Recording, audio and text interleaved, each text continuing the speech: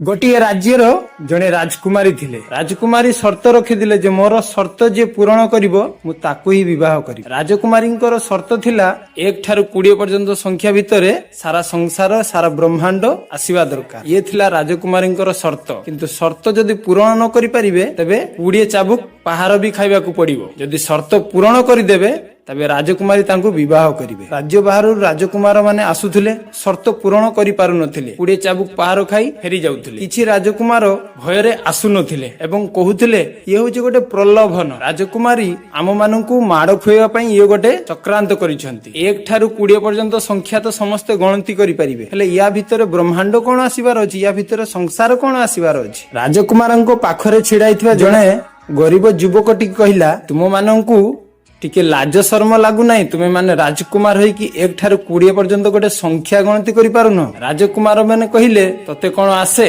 गरीब युवकटी कहिला निश्चित। राजकुमारी कहिले तुमको जदि 1 ठारू 20 पर्यंत संख्या गणति करबाकू आसे ताले तुमे कुह, जदि मोर शर्त पूरण न करिबार ताले तुमको मृत्युदंड दिया जिवो। गरीब युवकटी कहिला जदि मो शर्त पूरण कर दे तबे ताले तुमे मते कोन विवाह करिवो? राजकुमारी कहिले निश्चित। गरीब युवकटी कहिले 1 भगवान 2 पक्ष 3 पुर 4 जुग 5 पांडव 6 शास्त्र 7 12 8 खंड 9 ग्रह 10 दिग 11 रुद्र 12 मास 13 रत्न 14 विद्या 15 तिथि 16 श्राद्ध 17 वनस्पति 18 पुराण 19 रे तुमे आ 20 रे मु। गरीब युवकटी शर्त पूरण रे जीतीगला एवं राजकुमारी को विवाह कला। एही कहानी कौन शिखिबा को मिलिला? शिक्षा ठारू अनुभव होउची गुरुत्वपूर्ण। जय जगन्नाथ।